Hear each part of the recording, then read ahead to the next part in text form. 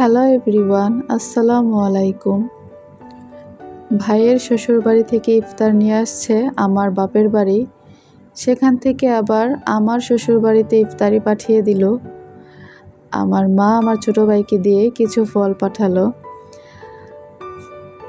তো রিজিক এরকমই জিনিস, আমার ওইখানে গিয়ে খেতে হয়নি, আমার বাড়িতেই চলে আসছে, আমার ভাগ্যে ছিল।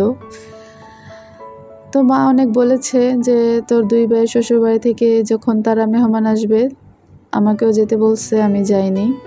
আমি আমার বাপের বাড়িতে খুবই কম যাই, আমি 2 ঈদে যাই, তারপর ডিসেম্বর মাসে যাওয়া হয়, মাঝে মাঝে যাওয়া হয়, খুবই কম সময় যাই। তো ভাইয়া নিয়ে আসছিল একটা বড় একটা তরমুজ, বাঙ্গি, আনারস, কলা, আপেল, মালটা, আঙ্গুর। তরমুজটা কেটে দেখলাম অনেক সুন্দর হয়েছে, পুরাই মধু। তো এই পর্যন্তই, আল্লাহ হাফেজ।